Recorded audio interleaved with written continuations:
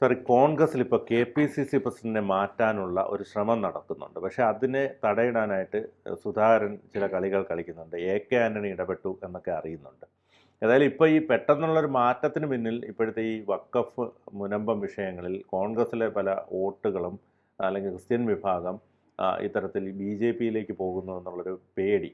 അതിൻ്റെ ഭാഗമായിട്ടാണ് ഈ ആൻ്റോ ആൻ്റണിയെ സണ്ണി ജോസഫിനെ കൊണ്ടുവന്ന് ആ ക്രിസ്ത്യൻ വിഭാഗത്തെ അടുപ്പിക്കാനുള്ളൊരു ശ്രമം നടക്കുന്നത്. പക്ഷേ അത് ചെയ്യുന്നത് വഴി ഈ ഈഴവ അല്ലെങ്കിൽ ഹിന്ദു വോട്ടുകൾ കൂടുതലായി മാറാനുള്ള സാധ്യതയും കണക്ക് കൂട്ടുന്നുണ്ട്. പക്ഷേ ഈ ഒരു സമയത്ത് സുധാകരനെ മാറ്റുന്നതിലൂടെ കോൺഗ്രസ്സിന് നേട്ടമുണ്ടാകുമോ?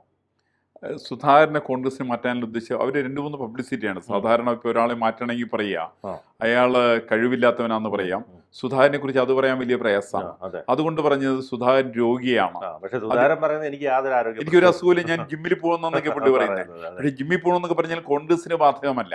മോഹൻലാലിനെ പോലും പോയി കണ്ട് 10 വയസ്സ് കുറയ്ക്കാൻ ശ്രമം നടത്തി. അത് എല്ലാവരും പോയി കാണുന്നുണ്ട് സുധാകരൻ. അപ്പൊ സുധാകരൻ ആരോഗ്യമെന്നുള്ളതാണ് സുധാകരൻ പറയുന്നു. സുധാകരൻ ജിമ്മിൽ പോകുന്നു.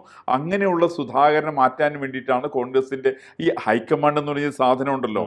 ഈ ഹൈക്കമാൻഡ് വളരെ രസകരമായിട്ടുള്ള സാധനമാണ്. അത് തുടങ്ങിയത് ഏകദേശം ഇന്ദിരാഗാന്ധിയുടെ കാലം തുടങ്ങിയിട്ട് ഹൈക്കമാൻഡ് സജീവത വന്നത്.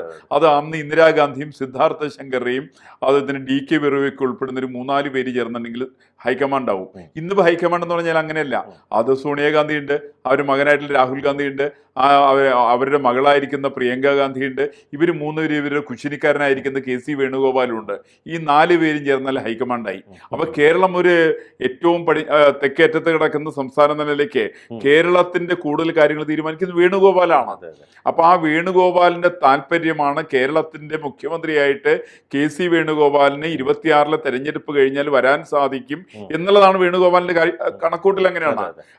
ഒരു പാർലമെന്റ് സ്ഥാനം രാജിവെച്ചേക്കാം. അല്ല, ഈ കണക്കൂട്ടലെല്ലാം തെറ്റി. കാരണം ഇവരെല്ലാം പാർലമെന്റിലേക്ക്, കുഞ്ഞാലി സാഹിബ് ഉൾപ്പെടെ പാർലമെന്റിലേക്ക് മത്സരിച്ചത് ഇത്തവണ മോദി പരാജയപ്പെടുമെന്നും UPA സർക്കാർ അധികാരത്തിൽ വരുമെന്നും അപ്പം രാഹുൽ ഗാന്ധി പ്രധാനമന്ത്രിയാവുമെന്നും ഇവർക്ക് പല പല വകുപ്പുകളൊക്കെ ഇവർ മുന്നിൽ കണ്ടുവച്ചിരുന്നു. അതെല്ലാം പൊളിഞ്ഞടുങ്ങി. അതുകൊണ്ടാണ് ഇപ്പോൾ ഇവരെല്ലാം, ശശി തരൂർ ഉൾപ്പെടെ, KC വേണുഗോപാൽ ഉൾപ്പെടെ, കുഞ്ഞാലി സാഹിബ് ഉൾപ്പെടെ എല്ലാവരും തിരിച്ചു വീണ്ടും കേരളത്തിലേക്ക്. അല്ല, തിരിച്ചവർ കേരളത്തിൽ വരികയാണ് അവർക്ക് നല്ലതേ. പക്ഷെ കേരളത്തിൽ വന്നവർക്ക് കേരളത്തിൽ രക്ഷ കിട്ടുന്നു തോന്നണില്ല. കാരണം കോൺഗ്രസ് എടുക്കുന്ന നിലപാടുകൾക്കൊന്നും ബൗദ്ധികമായിട്ട് നിലവാരങ്ങളൊന്നുമില്ല. അതിന് ഒരു മറ്റേ തത്വശാസ്ത്രത്തിന്റെ പിൻബലമൊന്നും അതിനെ സംബന്ധിച്ചില്ല. ഒരു കൃത്യമായിട്ടുള്ള സ്ട്രാറ്റജി കോൺഗ്രസിനെ സംബന്ധിച്ചില്ല. ആകെയുള്ളത് KC വേണുഗോപാലിന്റെ താല്പര്യം കേരളത്തിൽ ബാക്കി എല്ലാവരും വെട്ടി, ചെന്നിത്തലയും വെട്ടണം, VD സതീശനും വെട്ടണം, എല്ലാവരും വെട്ടിക്കൊണ്ട് തനിക്ക് കേരളത്തിന്റെ മുഖ്യമന്ത്രിയാകാനുള്ള മോഹത്തിലാണ് KC വേണുഗോപാല്. മറിച്ച് ചെന്നിത്തല NSSൽ കൂട്ടുപിടിച്ചിട്ട് അദ്ദേഹത്തിന് കേരളത്തിന്റെ മുഖ്യമന്ത്രിയാവണം. അങ്ങനെ മുഖ്യമന്ത്രി കസേരയിലേക്ക് ഒന്നിലധികം ആളുകള്, അതിന്റെ കൂട്ടത്തില് ശശി തരൂര്, VD സതീശനുണ്ട്, മറ്റേ ഇദ്ദേഹം ശശി തരൂരുണ്ട്, എല്ലാവർക്കും മുഖ്യമന്ത്രിയാവണം. അങ്ങനെ മുഖ്യമന്ത്രി കസേരയിലേക്ക് നോട്ടം ഇട്ടുകൊണ്ടുള്ള ഒരു വലിയൊരു ബഹളത്തിലാണ് K മുരളീധരനും സാധിച്ചാവും. പരിണിത പ്രജ്ഞരായ മുല്ലപ്പള്ളി ഉണ്ട്, VM സുധീരൻ പോലും അത് ആഗ്രഹിക്കുന്നുണ്ട്. എല്ലാവർക്കും മുഖ്യമന്ത്രിയാകാനുള്ള മോഹമുണ്ട്. പക്ഷെ കോൺഗ്രസിനെ സംബന്ധിച്ച് കോൺഗ്രസിന് മുൻകാലങ്ങളിൽ ഉണ്ടായതിനേക്കാൾ അവസ്ഥ ഇന്ന് വളരെ മോശമാണ്. കാരണം കോൺഗ്രസിന് ശക്തമായ നേതാവില്ല.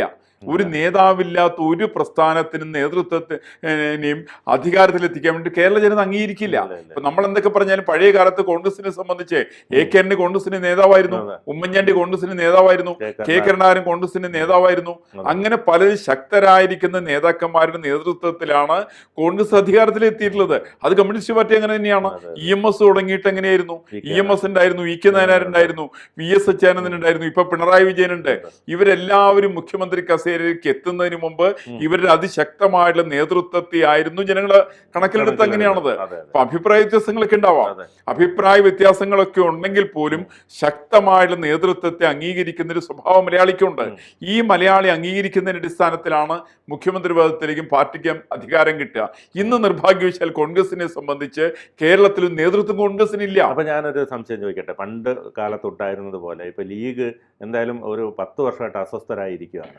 ഈ ഉപമുഖ്യമന്ത്രി എന്നത് മാറ്റിവെച്ചിട്ട് കുഞ്ഞാലിക്കുട്ടി ഒരു മുഖ്യമന്ത്രി സ്ഥാനത്തേക്ക് വന്നുകൂടായില്ലേ? അല്ല, ആ ഒരു ശ്രമം നടത്തിക്കൂടായില്ല. കാരണം പണ്ട് CH മുഹമ്മദ് കോയ കേരളത്തിന്റെ മുഖ്യമന്ത്രി ആയിട്ടുണ്ട്. ഒരു പാരമ്പര്യം കേരളത്തെ സംബന്ധിച്ചുണ്ട്. എനിക്ക് തോന്നുന്നു കെ കരുണാകരന് ശേഷം മറ്റാണ് അങ്ങനെ അദ്ദേഹം വന്നത്. അപ്പൊ അങ്ങനെയുള്ളൊരു പാരമ്പര്യം ലീഗിനെ സംബന്ധിച്ചുണ്ട്.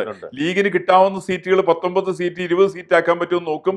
20 സീറ്റിന് മേലെ കോൺഗ്രസ് ലീഗ് സീറ്റുകൾ പിടിക്കുകയാണെങ്കിൽ ഒരു സംശയവും വേണ്ട, PK കുഞ്ഞാലിക്കുട്ടി മുഖ്യമന്ത്രിയാവും കേരളത്തില്. കാരണം കോൺഗ്രസിൽ നേതാക്കന്മാരൊന്നും ഇല്ല.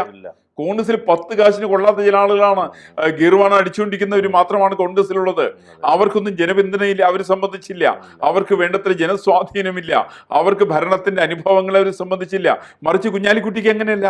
നിങ്ങൾ കുഞ്ഞാലിക്കുട്ടിയെ കുറിച്ചിട്ട് അഴിമതി ആരോപണം ഉന്നയിച്ചോളൂ, പഴയ റെജീനയുടെ കഥയൊക്കെ പറഞ്ഞു, ഒക്കെ ശരിയാണെങ്കിലും മുസ്ലിം സമുദായത്തിൽ വരേണ്യവർഗത്തിന്റെ പൂർണ്ണമായിട്ടുള്ള പിന്തുണ കുഞ്ഞാലിക്കുട്ടിക്കാണുള്ളത്. അതെ, അതേപോലെ തന്നെ പാണക്കാട് തങ്ങളുടെ പിന്തുണ അദ്ദേഹത്തിനാണുള്ളത്. ഇതെല്ലാം വെച്ചുകൊണ്ട് കോൺഗ്രസിനോട് വിലവേശാൻ വേണ്ടിയിട്ട് തീർച്ചയായിട്ടും കുഞ്ഞാലിക്കുട്ടിക്ക് സാധിക്കും. ഇപ്പൊ കോൺഗ്രസിൽ നമ്മൾ വേറെ വ്യത്യാസം ആലോചിച്ച് നോക്ക്. ആരെങ്കിലും കോൺഗ്രസിൽ ചേർന്നു എന്നിരിക്കട്ടെ, ചേരുന്ന ആളുകൾ ആദ്യം എവിടേക്കാ പോകേണ്ടത്? അവിടെ പോയിട്ട് പാണക്കാട് തങ്ങളെ പോയി കണ്ടിട്ട് അവിടെ സാഷ്ടാംഗം നമസ്കരിക്കണം, എന്നിട്ട് അദ്ദേഹത്തിന് കൈമുത്തണം. എന്നിട്ട് ഇനി അദ്ദേഹം മറ്റു ചില അവിടെ ചെന്ന് കലീമ പഠിപ്പിക്കുമെന്ന് എനിക്കറിയില്ല. സാധ്യതയുണ്ട്, കലീമ പഠിപ്പിക്കാൻ സാധ്യതയുണ്ട്. ഈ കലീമയൊക്കെ അവിടെ പോയിട്ട് ചൊല്ലാൻ സാധിക്കുന്ന ആളുകളെ മാത്രമാണ് കോൺഗ്രസിൽ എടുത്തിരിക്കുന്നതെന്നാണ് ഞാൻ മനസ്സിലാക്കുന്നത്. അങ്ങനെയാണ്, അങ്ങനെയുള്ള ആൾ എന്ന ഒരു സാഹചര്യമാണ് കേരളത്തിലെ കോൺഗ്രസിനെ സംബന്ധിച്ചുള്ളത്. അതിന് നേതൃത്വമില്ല. അതുകൊണ്ടാണ് ഇപ്പൊ തന്നെ സുധാകരനെ മാറ്റാൻ വേണ്ടി തീരുമാനിക്കുന്നു. പകരം ആരെ കൊണ്ടുവരുന്നത്? നമ്മുടെ മറ്റേ പത്തനംതിട്ട MP ആന്റോ ആന്റണിയുടെ ട്രാക്ക് റെക്കോർഡ് ഒന്ന് പരിശോധിച്ചു നോക്ക്. കെ മുരളീധരൻ പറഞ്ഞൊരു തമാശയുണ്ട്. അതായത് അത്യാവശ്യം ഫോട്ടോ കാണിക്കുമ്പോഴേലും ആരാന്ന് അറിയുന്ന ഒരാളിനെ കൊണ്ടുവരണം എന്നുള്ളത്. അതൊന്നും അറിയില്ല. ആന്റോ ആന്റണിയുടെ പേര് കേട്ടാൽ അറിയില്ല. ആന്റോ ആന്റണിയുടെ വീട്ടിലുള്ള ഒരു 3 പേര് ഞാൻ മനസ്സിലാക്കുന്ന 3 സഹോദരന്മാരും ചില സഹകരണ ബാങ്കുകളുടെ സെക്രട്ടറിമാരായിരുന്നു. ആ സെക്രട്ടറിമാരായിരിക്കുന്ന ആളുകൾ അവിടെ നിന്ന് എല്ലാവരും അടിച്ചു മാറ്റിയിട്ടുള്ള ആളുകളാണുള്ളത്. അദ്ദേഹത്തിന്റെ സഹോദരനൊക്കെ അടുത്തിടയ്ക്ക് മരിച്ചിട്ടുണ്ട്. ചേട്ടനാന്ന് തോന്നുന്നു മരിച്ചിട്ടുള്ളത്. ഈ പറയുന്നവർക്കൊക്കെ സാമ്പത്തിക ആരോപണമുള്ള ചില ഒരു കുടുംബത്തിൽപ്പെട്ടുള്ള ആളാണ് ആന്റോ ആന്റണി. സണ്ണി ജോസഫിനെയൊക്കെ പാർട്ടിയുടെ സംസ്ഥാന അധ്യക്ഷനാകുന്നത് നല്ലതാണെന്ന് എന്റെ അഭിപ്രായം കേട്ടോ. കാരണം ഒരു പ്രസ്ഥാനത്തിന്റെ അധപ്പതനത്തിന്റെ മരണത്തിന്റെ ആസന്നമായിരിക്കുന്ന സാഹചര്യത്തിൽ വരുന്ന സമയത്ത് കിട്ടുന്നവനെ പിടിച്ചിട്ട് പാർട്ടി പ്രസിഡന്റ് ആക്കും. മൂന്നാമതൊരു ആലോചന നമ്മൾ അങ്കമാലിയിൽ MLA ആണ്, ഒരു ചെറുപ്പക്കാരനാന്ന് പറഞ്ഞ്. അപ്പൊ ചെറുപ്പക്കാരനാണ്, വിവരം വേണം നിർബന്ധമൊന്നുമില്ല. ആൾക്ക് കേരളത്തെ കുറിച്ച് നിശ്ചയമൊന്നുമില്ല. കേരളത്തിന്റെ റോജി എന്നാണ് എന്റെ പേര്. അയാൾക്ക് കേരളത്തിന്റെ അതിർത്തി പോലും അയാൾക്ക് നിശ്ചയമില്ല. പക്ഷെ അയാൾക്ക് KPCC പ്രസിഡന്റ് ആവാം. കാരണം വിവരം ഇവിടെ അനിവാര്യമായ വസ്തുതയല്ല. അതുകൊണ്ട് തന്നെ അപ്പൊ അത്തരം ചില ആളുകളെ പ്രസ്ഥാനത്തിന്റെ കോൺഗ്രസിന്റെ അധ്യക്ഷനാക്കി കഴിഞ്ഞാൽ ആർക്കെങ്കിലൊക്കെ കേരളത്തിന്റെ മുഖ്യമന്ത്രിയാകാൻ, പ്രത്യേകിച്ച് വേണുഗോപാലിന് കേരളത്തിന്റെ മുഖ്യമന്ത്രിയാകാൻ വളരെ എളുപ്പമാണ്. കാരണം KPCC പ്രസിഡന്റിൽ നിന്ന് യാതൊരു എതിർപ്പുണ്ടാവില്ല. ഇപ്പൊ VM സുധീരനായിരുന്നു, അല്ലെങ്കിൽ മുല്ലപ്പള്ളി രാമചന്ദ്രനായിരുന്നു, അല്ലെങ്കിൽ K സുധാകരനാണ്, മുരളീധരനാണ്. അത്തരം ചില ശക്തന്മാരായിരിക്കുന്ന ആളുകൾ കേരളത്തിന്റെ KPCCയുടെ അധ്യക്ഷനാകുകയാണെങ്കിൽ അത് ഒരിക്കലും വേണുഗോപാലിനെ അവർ തടഞ്ഞു നിർത്താൻ സാധ്യമല്ല. അപ്പൊ വേണുഗോപാലിന് കേരളത്തിന്റെ, കാരണം വേണുഗോപാൽ ഒന്ന് മനസ്സിലാക്കി കഴിഞ്ഞു, കേന്ദ്രത്തിൽ രക്ഷയില്ല, അവിടെ അടിഞ്ഞുപോയി സാധനം. ഇത്തവണ 100 സീറ്റ് കിട്ടി എന്നുള്ളത് ശരിയാണെങ്കിൽ പോലും നാളെ അധികാരത്തിൽ എത്താൻ പറ്റാത്ത രീതിയിലാണ് ഇപ്പൊ ജമ്മു കാശ്മീർ അടക്കമുള്ള പ്രശ്നങ്ങൾ കൈകാര്യം ചെയ്തുകൊണ്ടിരിക്കുന്നത്. അവിടെ ഹരിയാനയിൽ പരാജയപ്പെട്ടത്, മഹാരാഷ്ട്രയിൽ പരാജയപ്പെട്ടത്, നാളെ ബീഹാറിൽ പരാജയപ്പെടാൻ വേണ്ടി പോകുന്നത്. ഇങ്ങനെയുള്ളൊരു കോൺഗ്രസിന്റെ അഖിലേന്ത്യാ സംഘടനാ സെക്രട്ടറി എന്നുള്ള പദവിക്ക് ഒരു സ്ഥാനവുമില്ല എന്നുള്ളത് ഇന്ന് KC വേണുഗോപാലിനെ സംബന്ധിച്ചറിയാം. ഇന്ന് വേണുഗോപാലിന് വട്ടച്ചെലവിന് വക വേണമെങ്കിൽ സോണിയാഗാന്ധിന് മുമ്പിൽ കൈനീട്ടുണ്ടായിട്ടുള്ള അവസ്ഥയുണ്ട്. ഈ അവസ്ഥയ്ക്ക് മാറ്റം വരണമെങ്കിൽ അദ്ദേഹത്തിന് കേരളത്തിന് മുഖ്യമന്ത്രിയാകാൻ പറ്റുമെന്നുള്ള വരും നോക്കണം. ആ പറ്റുമെന്നുള്ള ശ്രമത്തിന്റെ ഭാഗമായിട്ടാണ് ഒന്നൊരു കാശിന് കൊള്ളാത്ത ചില ആളുകളെ KPCC പ്രസിഡന്റ് ആക്കിയിട്ട് നിലവിലിരിക്കുന്ന പ്രസിഡന്റിന് ആരോഗ്യ പ്രശ്നമുണ്ട്. ഇനി മാനസികാരോഗ്യം എന്ന് പറഞ്ഞില്ല കേട്ടോ. അങ്ങനെ സാധനം കോൺഗ്രസ്സുകാർ പറയാറുണ്ട്. പഴയകാലത്ത് അടിയന്തരാവസ്ഥ കാലത്തൊക്കെ ഒരു പോലീസ് ഉദ്യോഗസ്ഥനെ മാറ്റാൻ വേണ്ടിയിട്ട് തീരുമാനിച്ചത് അയാൾക്ക് മാനസിക രോഗമാണ്, അതുകൊണ്ട് അയാളെ മറ്റേ ഒരു ആശുപത്രി കൊണ്ടാക്കി.